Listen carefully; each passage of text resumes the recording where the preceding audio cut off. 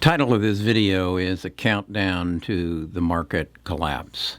And why do I say that? And I think the simplest and most direct answer is I've seen this before. I've been here before. I've been in the financial business, and I've seen it before twice in my adulthood. One, the Dotcom bubble, and secondly, the subprime crisis, real estate crisis, whatever you want to call it. And as a result, I believe there's going to be a market collapse. Now, I think it's more going to be something of a correction of the part of the market that is out of whack with the bulk of the market. Bulk of the market is down since March and has not really recovered, but there are some sectors who have just gotten out of hand. And I want to give you, about 10 reasons as to why I'm concerned and then acting accordingly. The first is the question, is there going to be another stimulus package or isn't there? Yes or no? And why is this indecision happening? And I think it's evident that it's partisan politics. They are both, the Democrats and the Republicans, are trying to use this very important issue as a wedge to influence you to get their vote. This just is, to me, an indication of how screwed up the political system in our country is at this time and how far apart they are, or how collectively they are together to not give a damn about the people that they represent. A good proportion of the people that they represent are in dire need. They created some stimulus packages, the Paycheck Protection Program of $600 million that just didn't get distributed. The banks won't distribute the money because they don't have the insurances from the government that the government will back the loans as they said they would. So it's just a poorly managed situation. And so my bet, if I had to bet yes or no, and I'm not a betting person, I'm going to say there will probably not be another stimulus package between now and the election, maybe possibly after the election. The other issue, number two, is unemployment, failing businesses. People can't pay their mortgages, can't pay the rent, can't buy food. Just look out your window. Now, in your neighborhood, you might not see this, but if you'll explore your city and other neighborhoods, you'll see that there are people waiting in line for food. Now, they're not standing out in your downtown areas like they did in the Great Depression. No, they're at some large facility, and they're sitting in their cars for hours waiting to pick up food, waiting to pick up relief. Is this a window into the Great Depression that those of us who are alive now, few of us ever saw? Yeah, but this is what it looked like. But the market isn't reacting the same way that it did back then. And yet the market continues to rally, much as the warning signs were there for the dot-com bubble with the over-exuberance of spending money on companies that make no profit, of buying homes with phony mortgages that you didn't have to pay anything but interest until 5 years in the future. And when you had a balloon note that real estate's going to go up. That's not going to be. These are all signs that we've seen in the past that say when these things aren't right, when unemployment is bad and businesses are failing and bankruptcies are up, yet the market is rallying, that doesn't make sense. So it's irrational exuberance. The pandemic it's estimated that there will be an increase, not a decrease, but an increase in the rate of infection and the rate of death. We're currently at about 204 deaths thus far this year. And it's projected that in the next, 3 months, that will surpass 400,000. So the last quarter of this year will double. The economy is not working the way it should. And we should see this as an indication that something's not right. and we need to react to it and act accordingly. One of the things that really struck me is with the scientists telling us that the infection rate could double, in some cases they say even quadruple between now and year end. We have a governor in Florida who has opened up all his restaurants and all his bars for 100% capacity. He's like saying to the rest of the world, if you can't party in your state, come to Florida. We'll let you party. We'll let you risk your life. Is this anything that's ever happened before? Yeah, it really has. It's been plaguing us for, I would say, the last 40 years. We have known for 40 years that smoking cigarettes kills you. We have known that smoking cigarettes causes lung cancer. And if you smoke cigarettes and you get lung cancer and you can't afford your treatment, who pays for it?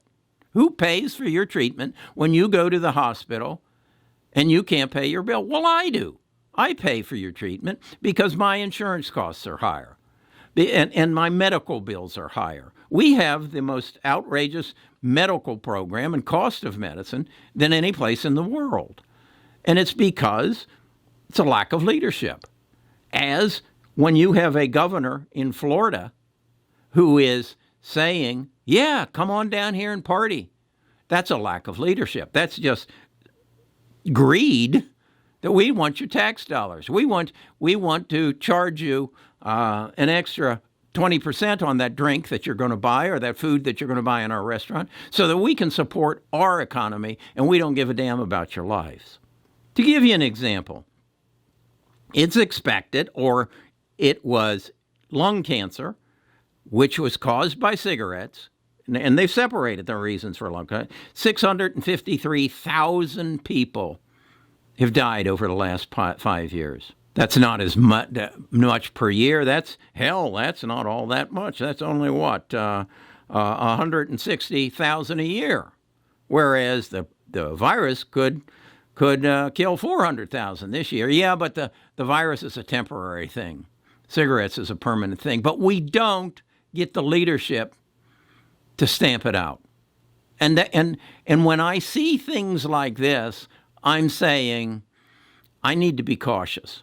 I need to look at what I've got and protect it. And by that I mean my investments. I need to anticipate that there's going to be a collapse in the market and act accordingly. Something else that struck me, and this was brought to my attention in this weekend's Wall Street Journal. See if you can see the headline there. It says, the IP market parties like it's 1999. Do you know that the IPO market, not IP, but IPO market, we have had more, it is projected we will have more IPOs than during preceding the Dotcom bubble. I remember that Dotcom bubble. I can remember listening to the radio, and everybody was first recognizing the power of the internet and saying, and we have a website at .com. Well, these things were just thrown like against the wall and see what sticks, and a lot of them stuck. But the reality is they weren't worth anything. Do you see a similarity here? We had Snowflake that has never made any money. We have Palantir coming at the end of this month, actually a CIA spinoff. They've never made any money, but the valuations are going to be astronomical. Nikola, Helion, Lemonade. Now we got one Open Door. They're throwing them at us as fast as they can because they know there's this irrational exuberance out there that says, hey, this is an opportunity for me to make a lot of money real fast. And the reality is, if it's exciting and it looks good and it smells good and it makes a promise that there's going to be a lot of money, there's going to be a lot of people chasing it. And they're going to chase it out of the realm of reality. because, again, it's irrational exuberance, and it's going to collapse. So we're seeing the same thing that we saw in the dot-com bubble, and then, wait a second, we waited 8 years, and we saw the same thing, just different merchandise, in the real estate bubble. But wait a second, now we're seeing it again, and we don't believe it's true. That ain't going to happen. That can't happen. Money for nothing and the chicks for free. That's what's happening. This is so evident. But the reality is, most people just don't want to believe it. They don't want to believe it, so they don't believe it. We're moving into a Cold War with China. It's not about missiles and tanks and armies and threats that we had back in with Russia. This is about cybersecurity.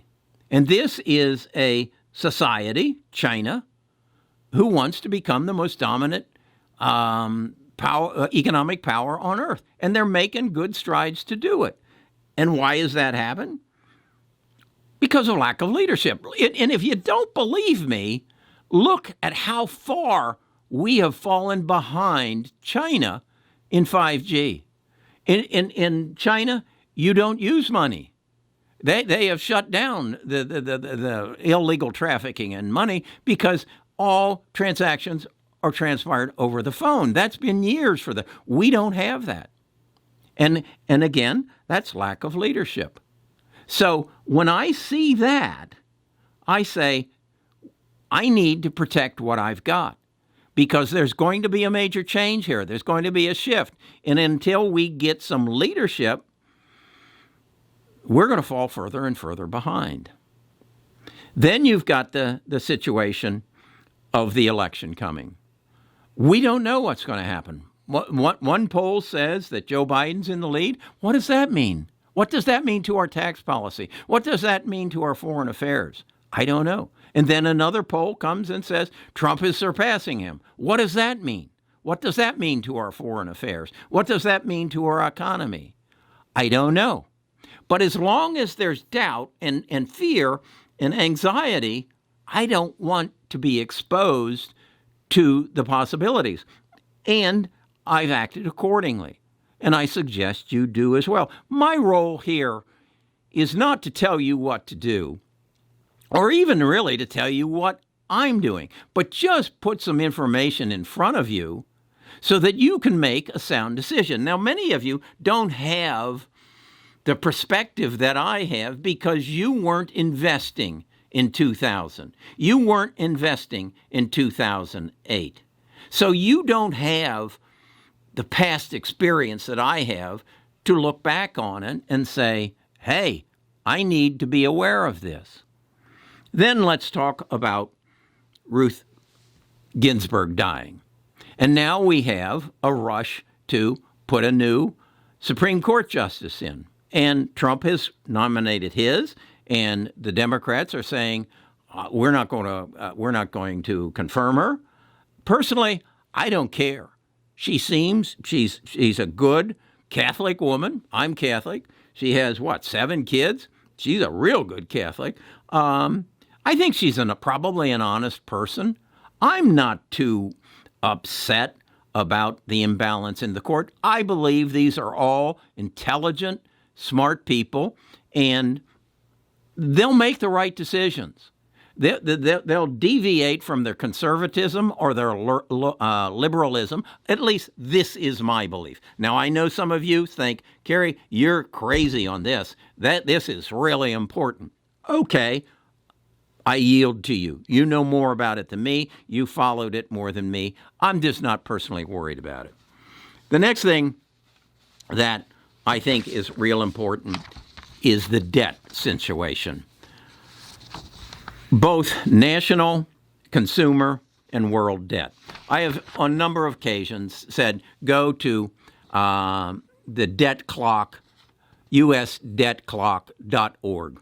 And you're going to see that our national debt is now up to $26 trillion. I want you to have some relevance to that. What does that mean?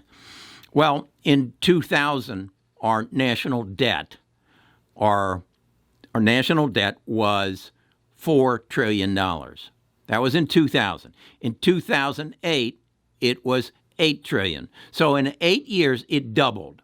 It took us 200 years. Let me say that again. It took us 200 years to get to $4 trillion. It took us another 8 years to get to $8 trillion. As a result of the subprime crisis, the real estate crash, over the next 10 years, that $8 trillion turned into $18 trillion. 8 to 18 in 10.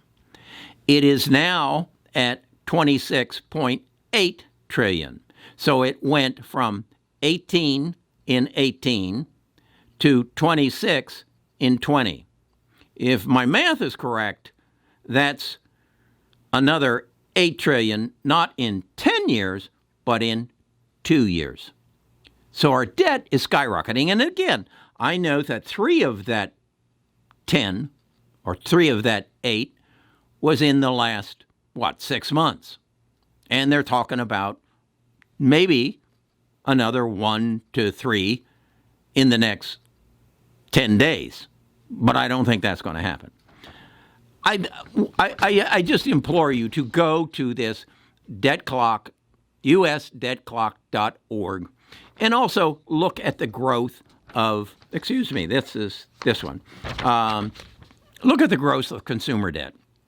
Look at the growth of corporate debt. This corporate debt is the one that really worries me. As people stop paying their mortgages, as people stop paying their electric bills, as people can't stop buying food, corporations are going to fail. And as those corporations start to fail, that's when our stock market is going to tumble. So is that a possibility? Certainly it's a possibility. Is it a probability? Yeah, I think it is. I was talking to a good friend this morning. We have coffee every Sunday morning, and he's a retired doctor, and he reads immensely, and he has a son who lives in Hong Kong. He's a lawyer, and he says, you know what they're doing with the hotels in Hong Kong?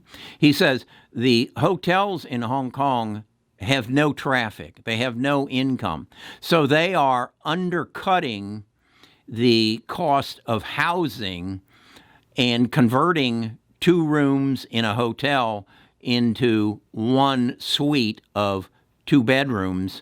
And then they have the best restaurants downstairs, and people are leaving their expensive apartments and moving into hotels. Interesting concept. Will it hit the United States? I don't know.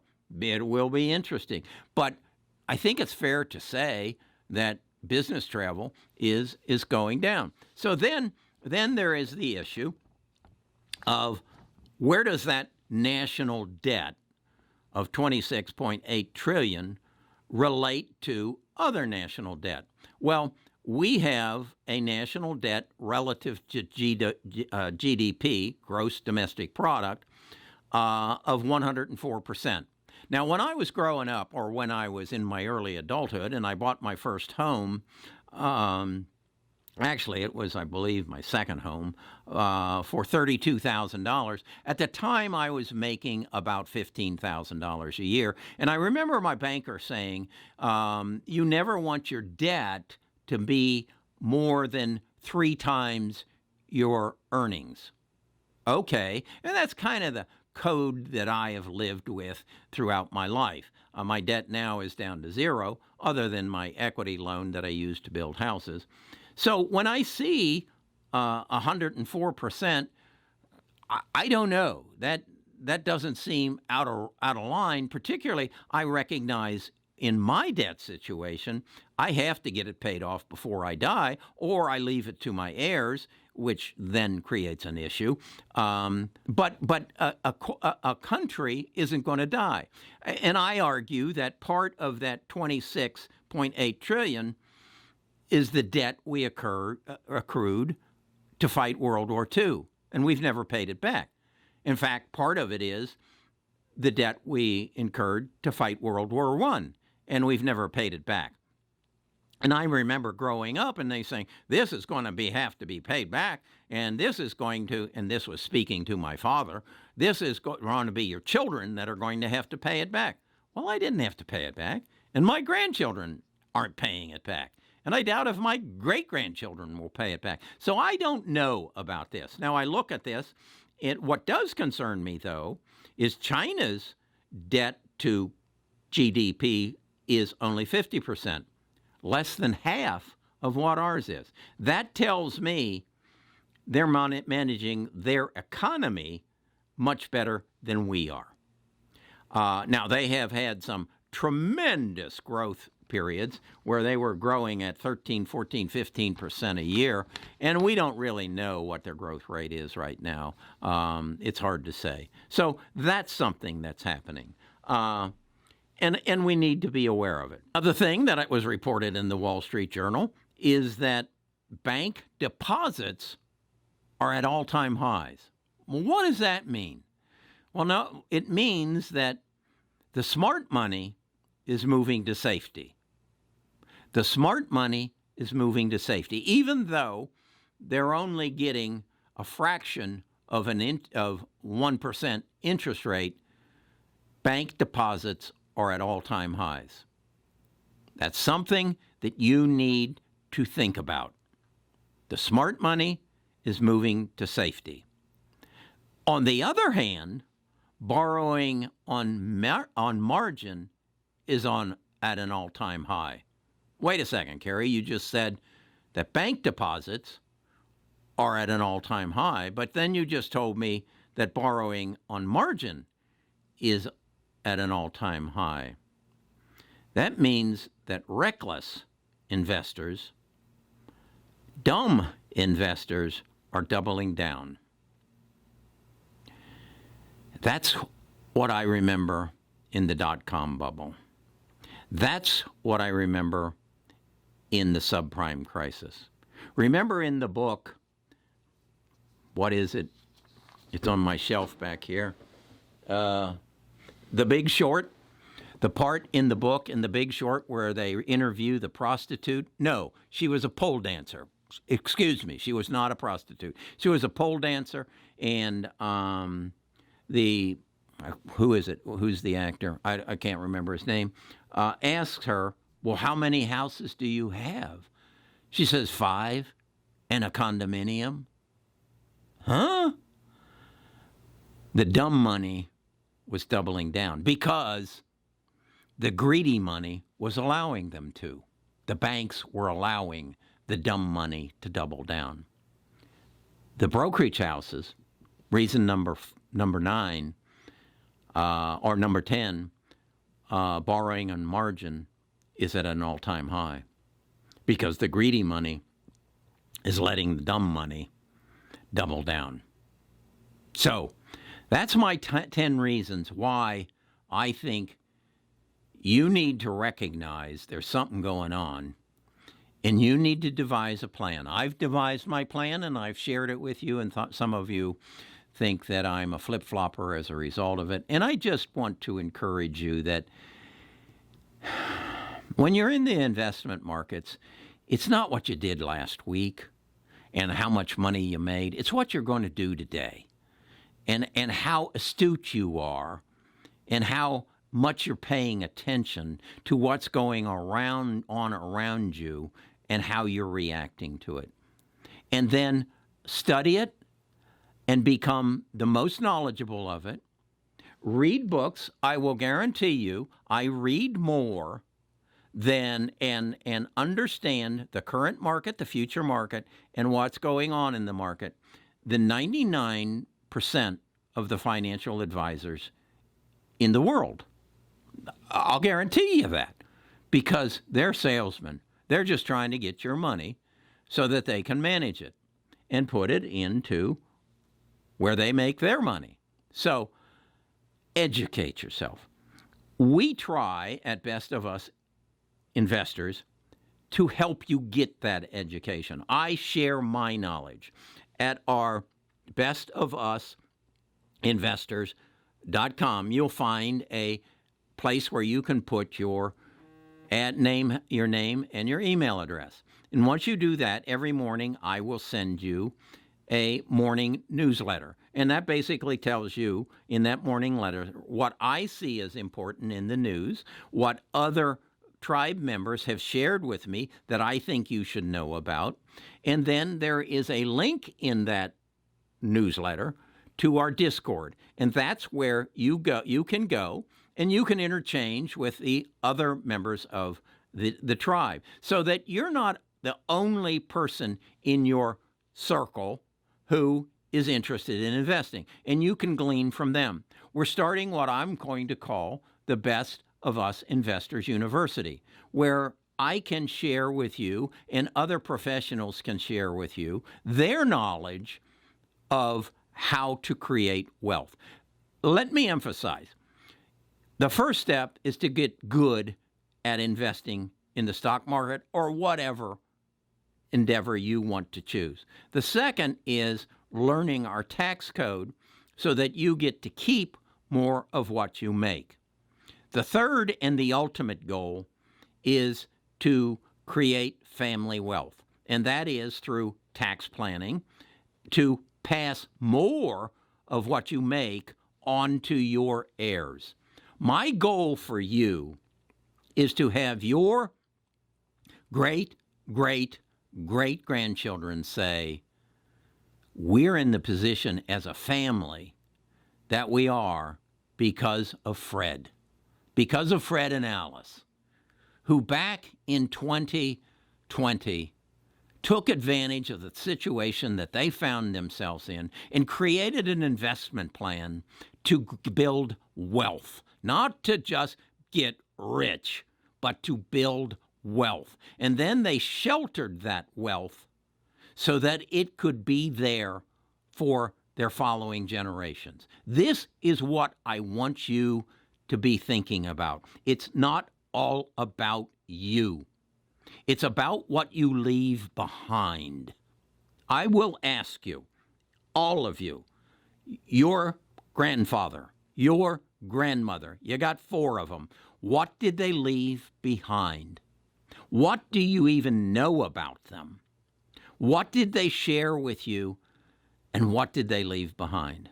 That's your task, to leave something behind. And I'm here with one purpose in mind, to teach you how to do that. Your name does not have to be Rockefeller. Your name does not have to be Kennedy. Your name does not have to be Warren Buffett or Jeff Bezos or Microsoft, Bill Gates. It can be Fred Smith. It can be Bill Jones.